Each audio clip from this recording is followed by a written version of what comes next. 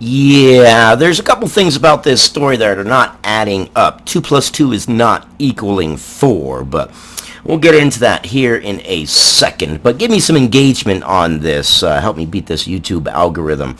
Let's read this story here. Like I said, some things just don't seem to be making sense to me at least, but I want your opinions, and maybe I'm missing something. Maybe I'm not quite on the ball this morning. From Tehran and NBC News. Iran says it has made arrests over plane disaster after days of protests. Demonstrators have been railing against the government's apparent early attempts to cover up the downing of a Ukrainian passenger plane. Apparent cover-up. There's nothing apparent about it. It's absolutely, they were covering it up. Tehran.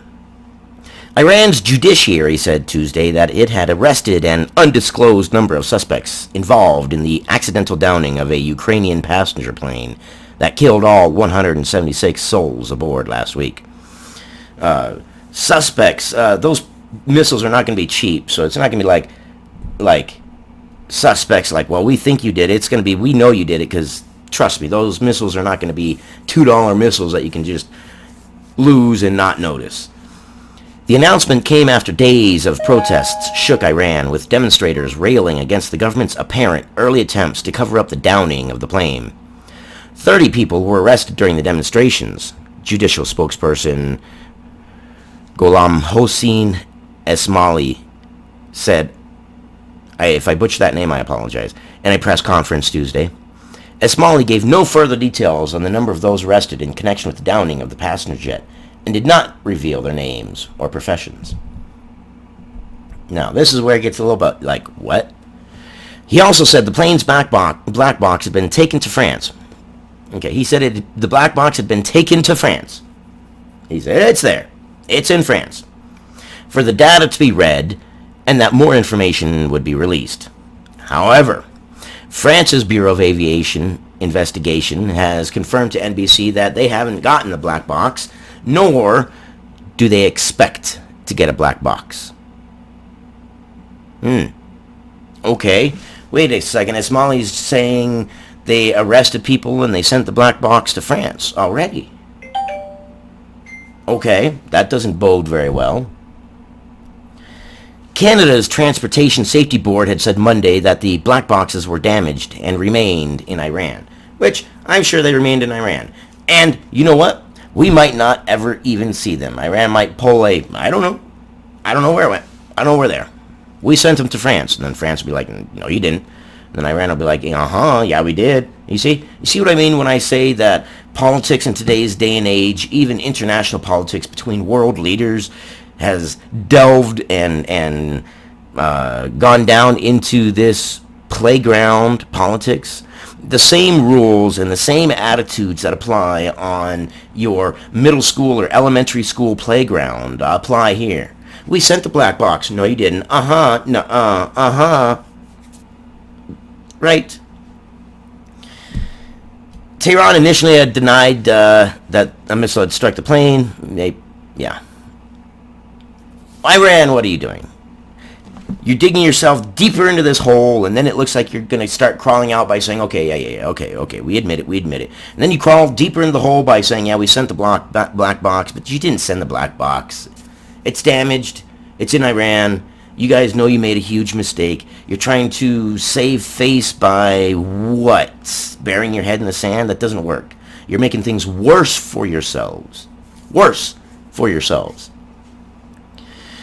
The missile was fired due to human error causing the horrific crash, Iranian President Hassan Rouhani said on Twitter on Saturday. Over the weekend, the U-turn prompted Iranian protesters, the U-turn in his thought saying we didn't do it and then they did, prompted Iranian protesters to take to the streets, demanding that the country's supreme leader, Ayatollah Ali Khamenei, step down. And not only did they do that, there were some amazing displays of respect, of freedom.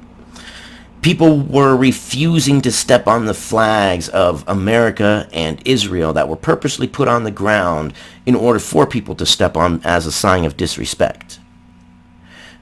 But people weren't doing it, and people were getting mad at people who were, and berating people who were stepping on them. Here in the United States, we burn the flag, we disrespect the flag, we call the flag out for all kinds of crazy things, which is fine. That's your freedom. You can do that. But in other places in the world, they actually respect our flag more than we do because they don't have freedoms. We have freedom, and I think we've forgotten exactly what freedom is and what it takes to be free. We don't appreciate it anymore because we haven't had our freedoms hard challenged in 200 years, 200 plus years. But boy, I'll tell you what, other countries, they sure do respect our freedoms. They respect our freedoms more than we respect our freedoms. President Rouhani said that one person could not be held responsible for the downing of the plane and called for a special court to be set up to probe the incident. No, one person isn't responsible. It's a group of people. It was a process. Anesh Basiri Tabrizi, a research fellow at the Royal United Services Institute, a London think tank, said the way in which the government and establishment handled the broader repercussions of the incident could be a watershed moment for Iran. Yes, it could. It absolutely could. How they handle it is going to depend on whether they appease their own people and appease the international community. They've got two different sides to appease. And interestingly enough, really both sides want the same thing. And this is a really interesting political, what's the word I'm looking for? Chess move here going on. Iran is kind of at a precipice where really they could swing drastically in one of two directions. They can either get more closed and that's not a good thing, or they can become more open and maybe listen to the people and maybe start having a bit of a freedom. I mean, who knows? Maybe this could be like when Russia and the Berlin Wall came down, and when the Red Square moment in China, when the guy was stepping in front of the tanks. This could be a watershed moment for them. Britain, France, and Germany said Tuesday that they were triggering a dispute mechanism that is part of the nuclear deal with Iran due to its failure to live up to the terms of the pact. Yes, Iran has refused to obey with the nuclear pact. That could be very bad. The foreign ministers of the three nations said in a statement Tuesday that they have been left with no choice, given Iran's actions, but to register today our concerns that Iran is not meeting its commitments. And they're not meeting its commitments. I mean, and what's to be expected? Everybody wants the big guns. Everybody wants the big guns and the big respect that comes with the big guns. And the big voices that come with the big guns. I mean, human nature, governmental nature, political nature. Duh. But they added that their countries would not join a campaign to implement maximum pressure against Iran, and hoped that parties to the nuclear accord would find a way forward to resolve the impasse and preserve the agreement. I don't see that happening. I don't see Iran preserving the nuclear armistice agreement. I just don't. The 2015 nuclear deal between Iran and world powers eased international sanctions on Tehran in return for limits on its nuclear program. And Donald Trump is definitely thinking about adding some more sanctions, as is the rest of the world. This is an interesting situation. There's a couple ways really that it could go. Better or worse. We do know that in situations like this from history that you add sanctions to a nation like this and, well, they can get populist people in power because sanctions create poverty, poverty creates desperation, desperation creates people looking for a way out. And then you get a populist vote, you get someone in there, and they name someone the enemy, talking about a certain incident that happened in like 1932-ish to like 1947-ish. Dates are probably a little bit off, but they're pretty dang close, but you guys know what I'm talking about. I can't say the particular party's name here on YouTube because this video will be flagged, but you know what I'm talking about. But this is your time to give me your opinion. What do you think? I think this can go one of two ways. This can either close Iran and they get more radicalized, or this can open them up and bring them to the table. I hope they come to the table.